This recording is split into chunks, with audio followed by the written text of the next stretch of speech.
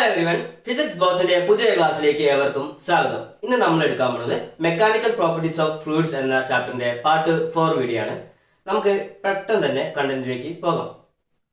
Okay, അപ്പൊ നമ്മൾ ഇന്ന് ഇത്രയും കാര്യങ്ങളാണ് നമ്മൾ എടുക്കാൻ പോകുന്നത്. അവ ഏതൊക്കെയാണ് നമുക്ക് നോക്കാം. ആദ്യം നമ്മൾ ഇന്ന് എടുക്കാൻ പോകുന്നത് സർഫസ് എനർജി ആൻഡ് സർഫസ് ടെൻഷനെ കുറിച്ച് ഡിസ്കസ് ചെയ്യും. Angle of contact, excess pressure inside a spherical drop, capillary rise. അപ്പൊ ഇത്രയും കാര്യങ്ങളാണ് നമ്മൾ എന്ത് ചെയ്യുക ഇന്ന് ഈ വീഡിയോയിൽ ഡിസ്കസ് ചെയ്യാൻ പോകുന്നത്. നമുക്ക് വേഗം തന്നെ കണ്ടന്റിലേക്ക് പോകാം. ഓക്കെ, അപ്പൊ നമ്മൾ ഇന്ന് എടുക്കാൻ പോകുന്ന ഫസ്റ്റ് ടോപ്പിക് എന്ന് പറയുന്നത് സർഫസ് ടെൻഷനെ കുറിച്ചാണ്.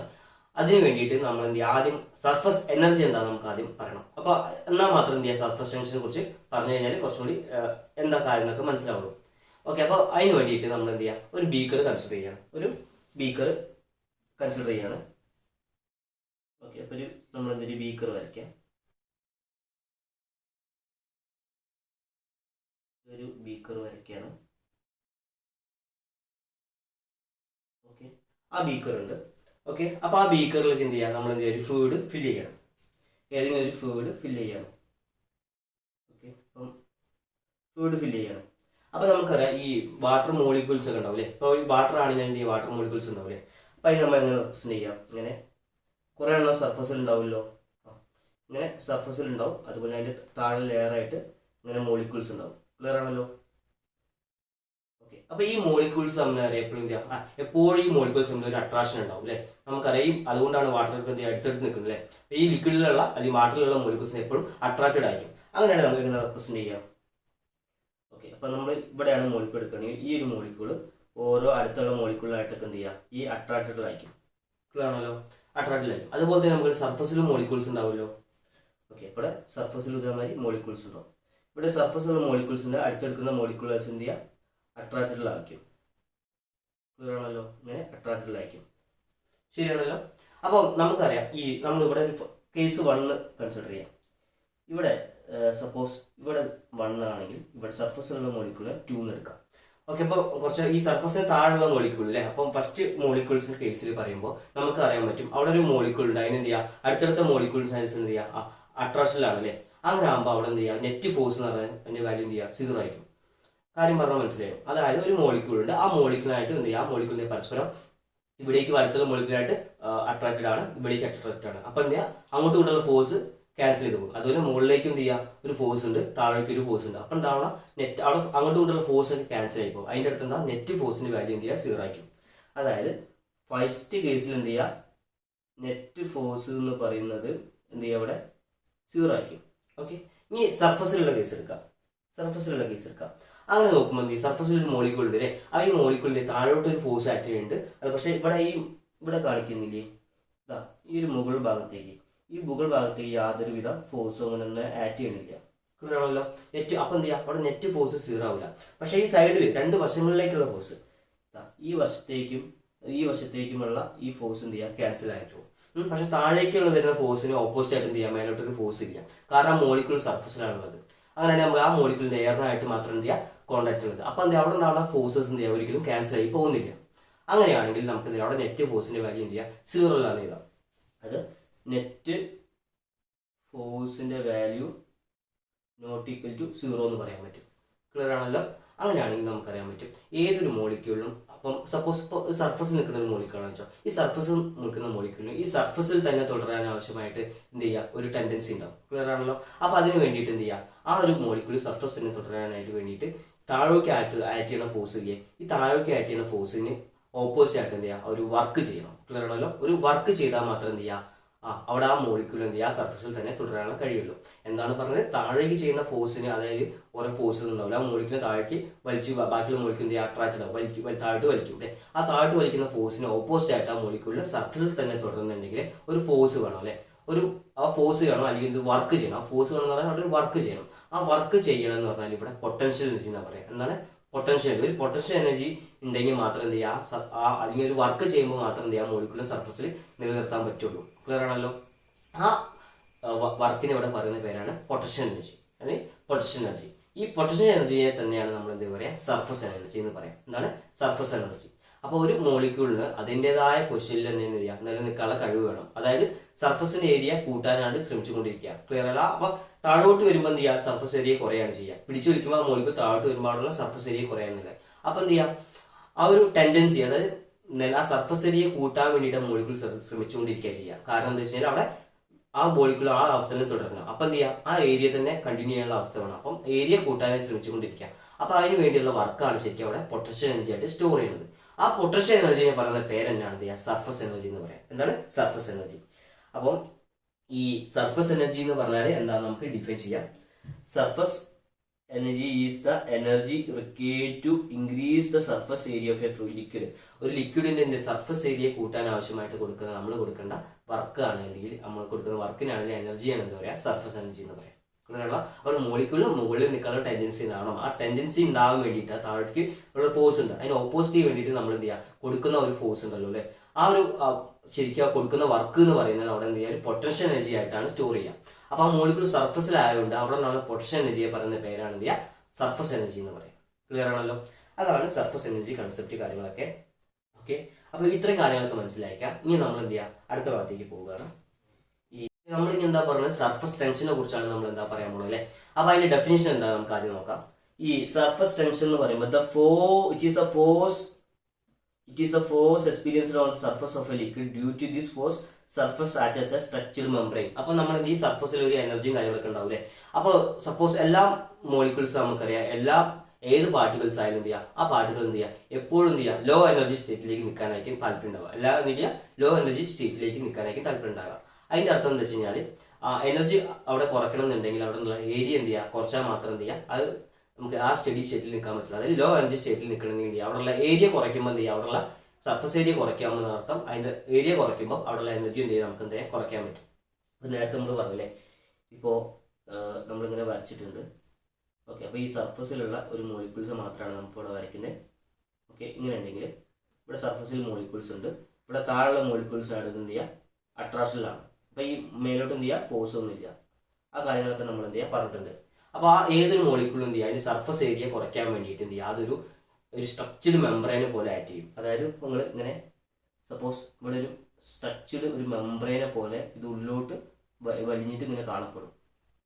അങ്ങനെയാണല്ലോ, കാര്യങ്ങൾക്ക് മനസ്സിലായില്ല. അപ്പം വെള്ളത്തിന് മുകളിൽ എന്ത് ചെയ്യുക, വെള്ളം ഒരു അതുപോലെ തന്നെ നമ്മൾ പറയാൻ പറ്റുന്ന ഒരു സ്ട്രക്ചർഡ് മെംബ്രെയിൻ ആയിട്ട് എന്ത് ചെയ്യുക, വെള്ളം എന്ത് ചെയ്യുക, ആക്ട് ചെയ്യുക, എന്ത് ചെയ്യുക, ഉള്ളിലോട്ട് വലിഞ്ഞിട്ട് മാതിരിയാണ് ആക്ട് ചെയ്യുക. ഇതാണ് ശരിക്കും പറയുകയാണെങ്കിൽ നമ്മൾ ഈ വാട്ടർ എന്ത് ചെയ്യുക, സ്പെറിക്കൽ ഷേപ്പിൽ കാണപ്പെടാൻ കാരണം, ഒരു ഗോളീയ ഷേപ്പിലാണ് കാണപ്പെടാനുള്ള കാരണം എന്ത് ചെയ്യുക, ഉള്ളിലേക്ക് ഈ സർഫസ് ഏരിയ മാക്സിമം എന്ത് ചെയ്യുക, കുറയ്ക്കാൻ വിചാരിക്കും. സർഫസ് ഏരിയ കുറച്ച് കഴിഞ്ഞാൽ എന്ത് ചെയ്യുക, നമുക്ക് കുറഞ്ഞ എനർജി സ്റ്റേറ്റിൽ എന്ത് ചെയ്യുക, മോളിക്യൂൾസ് നിൽക്കാൻ സാധിക്കും. അതുകൊണ്ടാണ് ഈ വാട്ടർ മോളിക്യൂൾസ് ഒക്കെ സ്പെറിക്കൽ ഷേപ്പ് കാണിക്കാനുള്ള കാരണം.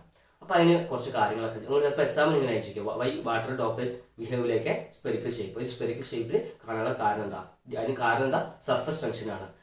എന്താ കാരണം, സർഫസ് ടെൻഷൻ എങ്ങനെ കുറയ്ക്കാന്ന് വെച്ചാൽ അവിടെ മാക്സിമം എനർജി റെഡ്യൂസ് ചെയ്യാൻ വേണ്ടി ആ മോളിക്യൂൾ ശ്രമിക്കും. അപ്പൊ അതിന്റെ ഭാഗമായിട്ട് എന്ത് ചെയ്യുക, സ്ട്രക്ചർ മെംബ്രെയിനെ പോലെ കാണിക്കുകയും അവിടെ എന്ത് ചെയ്യുക, സർഫസ് ഏരിയ കുറയും. അങ്ങനെയുള്ള സർഫസ് എനർജി എന്ത് ചെയ്യുക, കുറയ്ക്കാൻ സഹായിക്കുകയും ചെയ്യും. അപ്പൊ ഇത്ര കാര്യങ്ങളൊക്കെ നമ്മൾ പറയാം. അങ്ങനെയാണെങ്കിൽ ഇതിനെ കുറിച്ച് എക്സാമ്പിൾസ് കുറിച്ച് നമുക്ക് ഡിസ്കസ് ചെയ്യാം. അപ്പോൾ സർഫസ് എനർജി എക്സാമ്പിൾ ആയിട്ട് ഫസ്റ്റത്തെ എക്സാമ്പിൾ നമ്മൾ നോക്കാം. നമ്മൾ പറയുന്നത് water droplet on leaf. Okay, പിന്നെ second one insects walking on water. Third one paper clip on water. Okay, അപ്പൊ അതെന്താണെന്ന് നമുക്ക് പറയാം. അപ്പോൾ അതിന് അതായത് സർഫസ് ടെൻഷൻ എക്സാമ്പിൾ ആയിട്ടുള്ള കാര്യങ്ങളാണ് ഇവിടെ കൊടുത്തിരിക്കുന്നത് അല്ലേ. ഫസ്റ്റ് എന്താ പറഞ്ഞത്, വാട്ടർ ഓൺ ലീഫിലെ നമ്മൾ സപ്പോസ് ചില ചേമ്പിന്റെ ഇലയൊക്കെ ഇല്ലേ, ചേമ്പിന്റെ ഇലക്കുള്ള ഇല എടുക്കുന്ന സമയത്ത് നമ്മൾ എന്ത് കുറച്ച് വെള്ളം എത്തിച്ചു കഴിഞ്ഞാൽ അങ്ങനെ ആയിരിക്കും, അത് അതിനുള്ളിൽ ഇങ്ങനെ പാറി പറഞ്ഞ് കളിക്കില്ലേ, ഉള്ളിൽ ഇങ്ങനെ ഓടിക്കൊണ്ടിരിക്കും. കാരണം എന്തായിരിക്കും, അതിനൊരു ഒരു സ്പെറിക്കൽ ഷേപ്പാണ് അല്ലേ. അപ്പൊ ആ സ്പെറിക്കൽ ഷേപ്പ് ആയതുകൊണ്ട് എന്ത് ചെയ്യുക, അതിങ്ങനെ സർഫസിൽ ഓടി കഴിക്കും. അതാണ് ശരിക്കും സർഫസ് ടെൻഷൻ ഒന്ന് എക്സാമ്പിൾ. അപ്പൊ ആ ഒരു സ്പെറിക്കൽ ഷേപ്പ് ആണുള്ളത്. സ്പെറിക്കൽ ഷേപ്പ് ആണെങ്കിൽ നമുക്ക് എന്ത് ചെയ്യാം, അതിൻ്റെ ഉള്ളിൽ ഇങ്ങനെ ഓടി കളിക്കാൻ പറ്റും. അല്ലാതെ വരെ സാധാ നമ്മൾ നിലത്ത് വെള്ളം ഒഴിക്കുന്ന മാതിരി പരന്നല്ല കിടക്കുന്നത്. ഒരു സ്പെറിക്കൽ ഗോളിയ ഷേപ്പ് ആണുള്ളത്. ക്ലിയർ ആണല്ലോ. അതുകൊണ്ട് അത് എന്ത് ചെയ്യാം, അതിനിങ്ങനെ ഓടി കളിക്കാൻ പറ്റില്ല. സ്പെറിക്കൽ ഷേപ്പ് കൊണ്ടാണ് എന്ത് ചെയ്യുക, അത് ഉള്ളിലേക്ക് ഓടി കളിക്കാൻ കഴിയുന്നത്. ആക്ച്വലി വാട്ടർ മോളിക്യൂൾ എന്ത് ചെയ്യുക, സർഫസ് ഏരിയ കുറയ്ക്കാൻ വേണ്ടിയിട്ട് എപ്പോഴും ലോവസ്റ്റ് എനർജി സ്റ്റേജിൽ ഇരിക്കാൻ വേണ്ടിയിട്ട് എന്ത് ചെയ്യുന്നത്, സർഫസ് ഏരിയ കുറയ്ക്കും ഡ്രോപ്ലെറ്റ്. അപ്പൊ അതുകൊണ്ടാണ് ആ സ്പെറിക്കൽ ഷേപ്പ് ഉണ്ടാവാനുള്ള കാരണം. ഓക്കെ, അങ്ങനെ ഫസ്റ്റ് എക്സാമ്പിളെ കുറിച്ച് നമ്മൾ പറഞ്ഞു. ഇനി second example insects walking on the water. അപ്പോൾ ചില പ്രാണികളില്ലേ, ഈ കിണറിലുണ്ടാവും, ഈ തോട്ടിൽ അങ്ങനെയുള്ള വശങ്ങളൊക്കെ നമ്മൾ കാണാറുണ്ട്. ചില പ്രാണികൾ എന്ത് ചെയ്യും, വെള്ളത്തിന് മുകളിൽ ഇങ്ങനെ സഞ്ചരിച്ചുകൊണ്ടിരിക്കുന്നത്. അത് എന്തുകൊണ്ടായിരിക്കും കാരണം വെച്ചാൽ സർഫസ് ടെൻഷനാണ് അതിനൊരു കാരണം. ഈ ഒരു സ്ട്രക്ചർഡ് മെംബ്രെയിനെ പോലെ എന്ത് ചെയ്യുക, നമ്മൾ എന്ത് ചെയ്യുക, ഇങ്ങനെയുള്ള ഒരു പാട പോലെയാണ് എന്ത് വെള്ളത്തിന് മുകളിൽ നിൽക്കുക, വെള്ളം അങ്ങനെ സ്പെറിക്കൽ ഗോളിയ ഷേപ്പിലേക്ക് കാണാനാണ് ശ്രമിക്കുക. ആ ശ്രമിക്കുന്ന സമയത്ത് എന്ത് ചെയ്യുക, ഈ ഇൻസെക്ട്സിന് വെയിറ്റ് കുറവാണ്, അതുകൊണ്ട് തന്നെ അതിന് മുകളിൽ ഈസി ആയിട്ട് എന്ത് ചെയ്യാൻ നടക്കാൻ പറ്റും. ക്ലിയർ ആണല്ലോ. ഇതാണ് സർഫസ് ടെൻഷന്റെ സെക്കൻഡ് എക്സാമ്പിൾ എന്ന് പറയുന്നത്. നമ്മൾ ഫസ്റ്റിന്റെ പറഞ്ഞു, ഇനി നമ്മൾ സെക്കൻഡ് എക്സാമ്പിളിനെ കുറിച്ച് പറഞ്ഞു. ഇനി നമ്മൾ തേർഡ്. ഓക്കെ, ഇപ്പൊ സപ്പോസ് അപ്പോൾ ഒരു സേഫ്റ്റി പിന്നില്ലേ, ഇപ്പൊ നമ്മളിപ്പോ പേപ്പർ പിന്ന് കാര്യങ്ങളൊക്കെ നമ്മൾ എന്ത് ചെയ്യുക, ഈ വെള്ളത്തിന്റെ മുകളിൽ ഇട്ട് കഴിഞ്ഞാൽ നമ്മൾ വേണമെങ്കിൽ ഗ്ലാസ് വെള്ളം എടുക്കുക, അതിന്റെ മേലെ പേപ്പർ ക്ലിപ്പ് ഇട്ട് നോക്കി കഴിഞ്ഞാൽ നമുക്ക് മനസ്സിലാവും പേപ്പർ ക്ലിപ്പ് എന്ത് ചെയ്യുക, വെള്ളത്തിന് മേലെ ഇങ്ങനെ നിൽക്കും. ആ ഒരു പ്രോസസ്സും എന്തിനാണ്, ഒരു സർഫസ് ടെൻഷൻ എക്സാമ്പിൾ ആണ്. കാരണം എന്താ, surface act as a structured മെമ്പറിനായിട്ട് ആക്ട് ചെയ്യും. അപ്പൊ അതിന്റെ മേലെ എന്ത് ചെയ്യുക, പേപ്പർ ക്ലിപ്പ് മെല്ലെ പതുക്കെ വെച്ച് കഴിഞ്ഞാൽ ആ പേപ്പർ ക്ലിപ്പ് താണു പോകാതെ എന്ത് ചെയ്യുക, നേരെ നിൽക്കും. കുത്തനേണ്ടത് ഇങ്ങനെ നേരെ ഇടണം, വില ഇങ്ങനെ ക്രോസ് ആക്കി ഇടണം. ക്ലിയർ ആണല്ലോ. അതാണ് സർഫസ് ടെൻഷന് തേർഡ് എക്സാമ്പിൾ ആയിട്ട് പറയുന്നത്. അങ്ങനെ കുറെ ഈ നമ്മുടെ ലൈഫിൽ തന്നെ കുറെ എക്സാമ്പിൾസ് ഉണ്ട്. സർഫസ് ടെൻഷനുമായി ബന്ധപ്പെട്ട കുറെ എക്സാമ്പിൾ, നിരവധി എക്സാമ്പിൾ ഉണ്ട്. അതിൽ പ്രധാനമായിട്ട് ബന്ധപ്പെട്ട 3 എക്സാമ്പിൾ മാത്രമേ നമ്മൾ കൊടുത്തിട്ടുള്ളൂ. ബാക്കിയുള്ള കാര്യങ്ങളൊക്കെ നമ്മൾ എന്ത് ചെയ്യുക, കണ്ടെത്തുക, പഠിക്കുക. ഓക്കെ, അപ്പൊ നമ്മൾ എന്ത് ചെയ്യുക, അടുത്ത ഭാഗത്തേക്ക് പോവുകയാണ്. ഓക്കെ, ഈ സർഫസ് ടെൻഷനെ കുറിച്ച് നമ്മൾ ഒരു ഡെഫിനിഷനും കാര്യങ്ങളും പറയാൻ വേണ്ടിയിട്ടാണ് നിൽക്കുന്നത്. അപ്പം സർഫസ് ടെൻഷനെ നമുക്ക് എന്ത് ചെയ്യാം, 2 രീതിയിൽ ഡിഫൈൻ ചെയ്യാൻ പറ്റും. നമ്മൾ നേരത്തെ പറഞ്ഞ ഒരു കേസ് എന്ന് വെച്ചാൽ, നമ്മൾ നേരത്തെ ഒരു കാര്യം പറഞ്ഞിട്ടുണ്ട് അല്ലേ, ഒരു എപ്പോഴും സർഫസ് ടെൻഷൻ എന്ന് പറഞ്ഞ സമയത്ത് അവിടെ നാം എപ്പോഴും എന്ത് ചെയ്യുക, ഈ ലിക്വിഡ് ഡ്രോപ്ലെറ്റ് എപ്പോഴും സ്പെറിക്കൽ ഷേപ്പ് കാണിക്കുക, കാരണം ലോവസ്റ്റ് എനർജി നിൽക്കാനാണ് കാണിക്കുക. അതായത് അവിടെ നിന്ന് സർഫസ് എനർജി എന്ത് ചെയ്യുക, എപ്പോഴും കുറയ്ക്കണം എന്നുണ്ടെങ്കിൽ അവിടെ എന്തെങ്കിലും ഏരിയ കുറയ്ക്കണം. ഏരിയ കുറച്ചാൽ എന്ത് ചെയ്യുക, സർഫസ് എനർജി കുറയ്ക്കാൻ പറ്റും. അങ്ങനെയാണെങ്കിൽ നമുക്ക് ഇവിടെ എഴുതാൻ പറ്റുമല്ലോ, സർഫസ് ഏരിയ എന്ന് പറഞ്ഞാൽ എന്താണ്, സർഫസ് എനർജി. സർഫസ് എനർജി എന്ന് പറഞ്ഞാൽ എനർജി പ്രൊപ്പോർഷണൽ ടു ഏരിയ എന്ന് പറഞ്ഞൂടെ. ക്ലിയർ ആണല്ലോ. അവിടെയുള്ള ഏരിയക്ക് എന്ത് ചെയ്യും, സർഫസ് എനർജി പ്രൊപ്പോർഷണൽ ആയിരിക്കും. കാരണം എന്താ, ഏരിയ കുറച്ച് കഴിഞ്ഞാൽ മാത്രമേ എന്ത് ചെയ്യുക, അവിടെയുള്ള സർഫസ് എനർജി എന്ത് ചെയ്യുക, നമുക്ക് കുറയ്ക്കാൻ പറ്റുള്ളൂ. അങ്ങനെയാണെങ്കിൽ നമുക്ക് പറയാൻ പറ്റും surface energy proportional to area എന്ന് പറയാൻ പറ്റും. ഈ പ്രൊപ്പോർഷണാലിറ്റി സൈൻ മാറ്റാൻ വേണ്ടിയിട്ട് നമ്മൾ ഒരു കോൺസ്റ്റന്റിനെ കൊണ്ടുവരികയാണ്. അപ്പം surface energy okay equal to a constant into area കൊടുത്തൂടെ. ഓക്കെ, അപ്പൊ ആ കോൺസ്റ്റന്റിനെ നമ്മൾ എന്ത് ചെയ്യും, ഇങ്ങോട്ട് എടുക്കാം. A constant equal to surface energy divided by area എന്നാണ് അല്ലേ. A constant equal to surface energy by area. Okay, ഈ ഒരു കോൺസ്റ്റന്റിനെ പറയുന്ന പേരാണ് എന്ത് ചെയ്യുക, സർഫസ് ടെൻഷൻ എന്ന് പറയുന്നത്. എന്താണ് ഈ കോൺസ്റ്റന്റിനെ പറയുന്ന പേരാണ് സർഫസ് ടെൻഷൻ എന്ന് പറയും. ഓക്കെ, അപ്പൊ സർഫസ് ടെൻഷൻ എന്ന് പറഞ്ഞാൽ എന്താ, surface energy divided by area. Clear ആണല്ലോ. അപ്പോൾ ഓക്കെ, അപ്പൊ നമ്മൾ എന്താ കിട്ടിയത്, സർഫസ് എനർജി എന്ന് പറഞ്ഞാൽ surface tension divided by area എന്ന് കിട്ടി. അപ്പോൾ ഇത്രയും കാര്യങ്ങളൊക്കെ എന്ത് ചെയ്യാം, നമുക്ക് മനസ്സിലായില്ലേ. അപ്പോൾ സർഫസ് എനർജിയാണ് സർഫസ് ടെൻഷൻ ആണ് സർഫസ് എനർജി ബൈ ഏരിയ എന്നാണ് അല്ലേ. അപ്പോൾ എനർജി എന്ന് പറഞ്ഞാൽ എന്താ, അവിടെ എനർജി എന്ന് പറയുമ്പോൾ ഇ ആണല്ലേ, ഏരിയ എന്ന് പറഞ്ഞാൽ മീറ്റർ ആണല്ലേ, മീറ്റർ സ്ക്വയർ ആണ് അതിന്റെ യൂണിറ്റ്. അപ്പം എനർജിയുടെ യൂണിറ്റ് എന്താ, ജൂൾ അല്ലേ. അപ്പൊ ജൂൾ പെർ മീറ്റർ സ്ക്വയർ ആണ് എന്ത് ചെയ്യുക, സർഫസ് ടെൻഷന്റെ യൂണിറ്റ്. ക്ലിയർ ആണല്ലോ. അപ്പോൾ ഇത്രയും കാര്യം നമുക്ക് മനസ്സിലായല്ലോ. അങ്ങനെയാണെങ്കിൽ സർഫസ് ടെൻഷൻ നമുക്ക് എന്ത് ചെയ്യാം, വേറെ രീതിയിൽ എന്ത് ചെയ്യാം, ഡിഫൈൻ ചെയ്യാൻ പറ്റും. അങ്ങനെ വേറൊരു ഡെഫിനിഷൻ ഉണ്ട്. സർഫസ് ടെൻഷൻ എന്ന് പറയുന്നത് ഈക്വൽ ടു ഒരു സർഫസ് ടെൻഷന് വേറെ ഇക്വേഷൻ ഉണ്ട്, ഫോഴ്സ് പെർ യൂണിറ്റ് ലെങ്ത്. എന്താണ് ഫോഴ്സ് പെർ യൂണിറ്റ് ലെങ്തിനെ എന്ത് ചെയ്യുക, സർഫസ് ടെൻഷൻ എന്ന് പറയും. എന്താണ് ഫോഴ്സ് പെർ യൂണിറ്റ് ലെങ്ത്. ഇവിടെ എന്താണ് ഫോഴ്സിനെ എഫ് എന്ന് എഴുതും, ബൈ യൂണിറ്റ് ലെങ്തിനെ എൽ എന്ന് എഴുതും. അപ്പോൾ surface tension equal to force per unit length. അപ്പോൾ അടുത്ത ഡെഫിനിഷനും കിട്ടി, surface tension is equal to force per unit length കിട്ടി. അതുപോലെ തന്നെ surface tension is equal to surface energy per area എന്ന് കിട്ടി. ഓക്കെ, അപ്പോൾ ഇതിന്റെ യൂണിറ്റ് ഒന്ന് കണ്ടുപിടിച്ച് നോക്കാം. അപ്പോൾ ഇതിന്റെ യൂണിറ്റ് കണ്ടുപിടിക്കുമ്പോൾ ഫോഴ്സിന്റെ യൂണിറ്റ് എന്താ, ന്യൂട്ടൺ അല്ലേ. ഓക്കെ, ഇവിടെ ലെങ്ത്തിന്റെ യൂണിറ്റ് എന്താ, മീറ്റർ ആണ് അല്ലേ. ന്യൂട്ടൺ പെർ മീറ്റർ എന്ന് പറഞ്ഞാൽ എന്ത് ചെയ്യുക, നമുക്ക് എന്ത് ചെയ്യുക, സർഫസ് ടെൻഷന്റെ യൂണിറ്റ് ആണ്. അപ്പോൾ 2 യൂണിറ്റ് ഉണ്ട്, ഒന്ന് ന്യൂട്ടൺ പെർ മീറ്റർ, ഒന്ന് ജൂൾ പെർ മീറ്റർ സ്ക്വയർ. ഇത് രണ്ടും എന്ത് ചെയ്യുക, സർഫസ് ടെൻഷന്റെ യൂണിറ്റുകളാണ്. ഓക്കെ, അങ്ങനെയാണെങ്കിൽ നമുക്ക് എന്ത് ചെയ്യാം, സർഫസ് ടെൻഷന്റെ ഡയമെൻഷൻ എങ്ങനെ എഴുതി നോക്കാം. സർഫസ് ടെൻഷന്റെ ഡയമെൻഷൻ എഴുതുമ്പോൾ നമുക്കറിയാം, ഇവിടെ സർഫസ് ടെൻഷൻ എന്ന് പറഞ്ഞാൽ ഫോഴ്സ് പെർ യൂണിറ്റ് ലെങ്ത് അല്ലേ. ഓക്കെ, അപ്പോൾ ഫോഴ്സിന്റെ നമുക്കറിയാം അല്ലേ, ഫോഴ്സിന്റെ എന്താ, M L T raise to -2 by ലെങ്ത്തിന്റെ എൽ. അപ്പോൾ നമുക്ക് ഇവിടെ രണ്ടും എല്ലും ക്യാൻസൽ ചെയ്യാൻ പറ്റും. ബാക്കി എന്താ ഉണ്ടാവുക, ബാക്കി equal to M L raise to 0 T raise to -2. അതായത് ഇവിടെ ഈ എൽ റേസ് ടു 0 എന്ന് കൊടുക്കാൻ കാരണം എല്ലും ഒന്നുമില്ല, അതിൻ്റെ അടുത്ത് എല്ലിന് വാല്യൂ ഒന്നുമില്ല. അത് നമ്മൾ ഒരു ഡയമെൻഷൻ എഴുതുമ്പോൾ അതിൻ്റെ MLT ഫോർമാറ്റിലാണ് ജനറൽ ആയിട്ട് ചെയ്താൽ. അപ്പോൾ അവിടെ ഒന്നില്ലെങ്കിൽ എന്ത് ചെയ്യുക, എൽ റേസ് ടു 0 നമുക്ക് എഴുതാൻ പറ്റും. ക്ലിയർ ആണ്? M L raise to 0 T raise to -2. അതാണ് സർഫസ് ടെൻഷൻ്റെ എന്ത് ചെയ്യുക ഡയമെൻഷൻ എന്ന് പറയും. അപ്പോൾ നമ്മൾ അടുത്ത ഭാഗത്തേക്ക് പോകണം.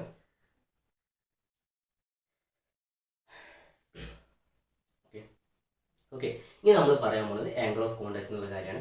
ഇതിൽ നമ്മൾ എന്ത് ചെയ്യും, ബേസിക് ആയിട്ട് എന്താണ് കാര്യങ്ങൾ മാത്രമാണ് ഇതിൽ നമ്മൾ മനസ്സിലാക്കേണ്ടത്. അപ്പോൾ ഇത് എക്സാമിൽ നിങ്ങൾക്ക് എന്താണ് ആംഗിൾ ഓഫ് കോണ്ടാക്ട് എന്നുള്ളത് അങ്ങനെ ഡയറക്റ്റ് ചോദിക്കലുണ്ടാവില്ല. പക്ഷേ ഈ കാര്യങ്ങളൊക്കെ നിങ്ങൾ അറിഞ്ഞിരിക്കണം. ആംഗിൾ ഓഫ് കോണ്ടാക്ട് എങ്ങനെ ഉണ്ടാവുന്നത് കാര്യങ്ങളൊക്കെ അറിഞ്ഞിരിക്കണം. ഓക്കെ, അപ്പോൾ നമ്മൾ ആംഗിൾ ഓഫ് കോണ്ടാക്ടിനെ റെപ്രസെന്റ് ചെയ്യുന്നത് തീറ്റ എന്നാണ്, ലെറ്റർ തീറ്റ. ക്ലിയർ ആണല്ലോ? ഓക്കെ, അപ്പോൾ ഇവിടെ ഒരു രണ്ട് ബീക്കർ എടുത്തിട്ടുണ്ട് അല്ലേ. ഒരു ബീക്കറിൽ വാട്ടർ ഉണ്ട്, അടുത്ത ബീക്കറിൽ നമ്മൾ എന്ത് ചെയ്യുക, നമ്മൾ മെർക്കുറി എടുത്തിട്ടുണ്ട്. ഓക്കെ, അപ്പോൾ വാട്ടർ എപ്പോഴും നിൽക്കുന്ന സമയത്ത് എന്ത് ചെയ്യുക, ഒരു കോൺകേവ് ലെവലിലാണ് നിൽക്കുക. അതായത് ഉള്ളോട്ട് കൂഞ്ഞിട്ടാണ് വാട്ടറിന്റെ ഡ്രോപ്ലെറ്റ് നിൽക്കുന്നത് വിചാരിക്കാം. ക്ലിയർ ആണല്ലോ? അപ്പോൾ അതാണ് ഇവിടെ കൊടുത്തിരിക്കുന്നത്. ഇത് കണ്ടില്ലേ, വാട്ടർ ഡ്രോപ്ലെറ്റ് എന്ന് പറയുമ്പോൾ ഇങ്ങനെ വാട്ടറാണ് എടുത്തിരിക്കുന്നത് ബീക്കറിൽ. അപ്പോൾ ആ ഒരു ഉള്ളോട്ട് കുഞ്ഞിട്ടുണ്ടാവില്ലേ. ഓക്കെ, അപ്പോൾ നമ്മൾ അങ്ങനെ ഒരു കേസിൽ നമ്മൾ എന്ത് ചെയ്യുക, അവിടെ ഒരു ടാൻജന്റ് കൺസിഡർ ചെയ്യുക.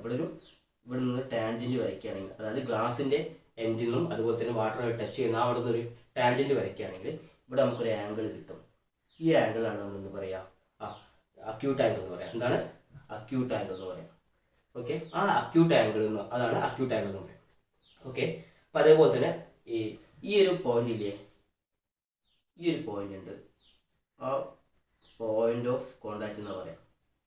പോയിന്റ് ഓഫ് കോണ്ടാക്ട് അതായത് ഇപ്പോൾ ഇവിടെ ഉണ്ടാവുന്ന ഈ ഒരു ആംഗിൾ, അതായത് ഈ ഗ്ലാസിന്റെ ഭാഗം അതുപോലെ വെള്ളത്തിന്റെ ആ ഒരു എൻഡും കൂട്ടിമുട്ടുന്ന ആ ഒരു പോയിന്റിനാണ് പറയാം പോയിന്റ് ഓഫ് കോണ്ടാക്ട് എന്ന് പറയാം. ആ പോയിന്റ് ഓഫ് കോണ്ടാക്റ്റും നമ്മുടെ ശരിക്കും ടാൻജന്റും തമ്മിൽ ഉണ്ടാക്കുന്ന ഒരു ആംഗിൾ ഉണ്ട്. അതാണ് എന്താ ഇവിടെ വാട്ടർ കേസിൽ അക്യൂട്ട് ആംഗിൾ എന്ന് പറയും. അടുത്ത് നമ്മൾ മെർക്കുറിയാണ് എടുക്കുന്നത്. മെർക്കുറി നമ്മൾ എടുത്തു കഴിഞ്ഞാൽ അതിന്റെ പോയിന്റ് ഓഫ് കോണ്ടാക്ട് പറഞ്ഞാൽ ഇങ്ങനെയാണ് വരിക. ഓക്കെ, അപ്പോൾ ഇവിടെ ഒരു ടാൻജന്റ് വരയ്ക്കാൻ പറ്റും. ഇതാണ് ടാൻജന്റ്. ഓക്കെ, ഈ ടാൻജന്റ് വരയ്ക്കും. അതിനാണ് എന്ത് ചെയ്യുക, ഒരു ടാൻജന്റ് വരയ്ക്കും. അതിനാണ് പോയിന്റ് ഓഫ് കോണ്ടാക്ട് എന്ന് പറയാം.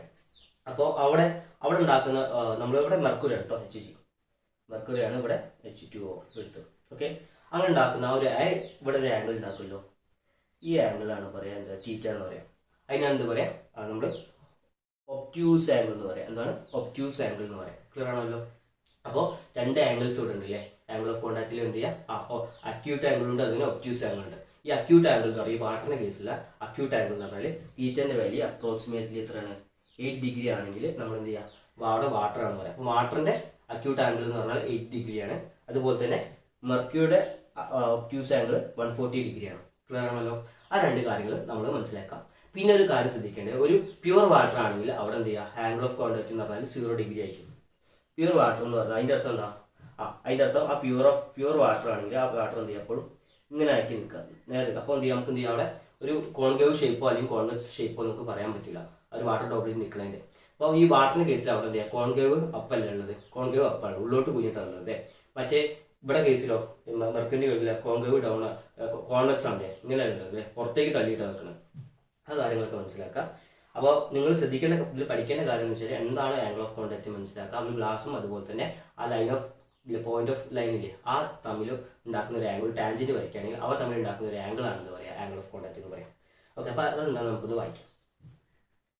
ഓക്കെ, അപ്പം angle between the tangent to the liquid surface, tangent to the liquid surface ആയിട്ടാണ് at point of contact and the solid surface inside the liquid is called angle of contact. Okay, ഇതിനാണ് നമ്മൾ എന്ത് ചെയ്യുക, angle of contact എന്ന്. അപ്പോൾ പറഞ്ഞ കാര്യങ്ങൾ നമ്മൾ ഡെഫിനേഷൻ ആയിട്ടൊന്ന് വായിച്ചെന്ന് മാത്രമേ ഉള്ളൂ. ഓക്കെ, അങ്ങനെയാണെങ്കിൽ നമുക്ക് എന്ത് ചെയ്യാം, ഈ എപ്പോഴാണ് നമ്മൾ എന്ത് ചെയ്യുക, അക്യൂട്ട് ആവണോ എപ്പോഴാണോ ഒബ്റ്റ്യൂസ് ആണോ എന്നുള്ള കാര്യങ്ങളൊക്കെ ഒന്ന് നോക്കാം. ഒരു വാട്ടർ ആണ് ഗ്ലാസ്സിൽ എടുത്തിട്ടുണ്ടെങ്കിൽ, ഫോർ വാട്ടർ ഓൺ ഗ്ലാസ്സിൽ വാട്ടർ ആണെങ്കിൽ എടുത്തിട്ടുണ്ടെങ്കിൽ അതിന്റെ angle theta less than 90 degree ആവുകയാണെങ്കിൽ അവിടെ ഉള്ള ആംഗിൾ അക്യൂട്ട് ആയിരിക്കും. അതായത് തീറ്റന്റെ വാല്യൂ 90 ഡിഗ്രി ആയിട്ട് കുറവാണെങ്കിൽ അതിൻ്റെ അടുത്ത് എന്താ അവിടെ നമുക്ക് പറയാൻ പറ്റിയ അക്യൂട്ട് ആംഗിൾ ആണുള്ളത്. എന്താണ് അക്യൂട്ട് ആംഗിൾ? അങ്ങനെയാണ്. So water wet the glass, ഈ ഗ്ലാസ്സിൽ എന്ത് ചെയ്യുക, എപ്പോഴും വെള്ളം ഒട്ടി പിടിക്കും. ക്ലിയർ ആണുള്ള ആംഗിൾ എന്ത് ചെയ്യുക, ലെസ് ദാൻ 90 ഡിഗ്രി ആണെങ്കിൽ, ആംഗിൾ ലെസ് ദാൻ 90 ഡിഗ്രി ആണെങ്കിൽ അവിടെ ആംഗിൾ അക്യൂട്ട് ആംഗിൾ ആണ്. അക്യൂട്ട് ആംഗിൾ ആവുകയാണെങ്കിൽ എന്ത് ചെയ്യുക, വാട്ടർ എന്ത് ചെയ്യുക, ഇവിടെ ഈ ഗ്ലാസ്സിൽ ഒട്ടിപ്പിടിച്ച് നിൽക്കും. ക്ലിയർ ആണല്ലോ? നമുക്കറിയാം. അതുപോലെ തന്നെ നമുക്ക് എന്ത് ചെയ്യാം, മെർക്കുറിന്റെ കേസ് എടുക്കാം. മെർക്കുറിന്റെ കേസ് എടുക്കുന്ന സമയത്ത് ഓക്കെ, മെർക്കുറി ഗ്ലാസ്സിൽ എടുക്കുകയാണെങ്കിൽ അവിടെയുള്ള തീറ്റേന്റെ ആംഗിൾ ഗ്രേറ്റർ ദാൻ 90 ഡിഗ്രിയാണ്. ഇവിടെ നേരത്തെ പറഞ്ഞില്ലേ 140 ഡിഗ്രിയാണ് ഉള്ളത്. അപ്പോൾ ഗ്രേറ്റർ ദാൻ 90 ഡിഗ്രി ആയിട്ട് കൂടുകയാണെങ്കിൽ അവിടെ ഉണ്ടാവുന്ന ആംഗിൾ എന്ന് പറഞ്ഞാൽ ഒബ്റ്റ്യൂസ് ആംഗിളാണ്. എന്താണ്? ഒബ്റ്റ്യൂസ് ആംഗിളാണ്. അങ്ങനെയാണെങ്കിൽ മെർക്കുറി എന്ത് ചെയ്യുക, അതിൽ ഒട്ടിപ്പിടിക്കില്ല. So mercury does not wet the glass. ഗ്ലാസ്സിൽ എന്ത് ചെയ്യുക, മെർക്കുറി ഒട്ടിപ്പിടിക്കുന്നില്ല. നമുക്ക് പൊതുവെ മെർക്കുറിയുടെ സ്വഭാവമല്ലോ, നമ്മളിപ്പോൾ എങ്ങനെ കയ്യിലെടുക്കുകയാണെങ്കിൽ അതുപോലെ ഗ്ലാസ് എടുക്കുകയാണെങ്കിൽ മെർക്കുറി എന്ത് ചെയ്യുക, ഒരിക്കലും ആ സർഫസിൽ എന്ത് ചെയ്യുക, പറ്റി പിടിക്കാത്തതിന് കാരണം എന്താ, അവിടെ ഉള്ള ആംഗിൾ ഓഫ് കോണ്ടാക്ട് എന്ത് ചെയ്യുക, എപ്പോഴും ഗ്രേറ്റർ ദാൻ 90 ഡിഗ്രിയാണ്. ആ ആംഗിൾ എന്ന് പറഞ്ഞാൽ ഒബ്റ്റ്യൂസ് ആംഗിളാണ്.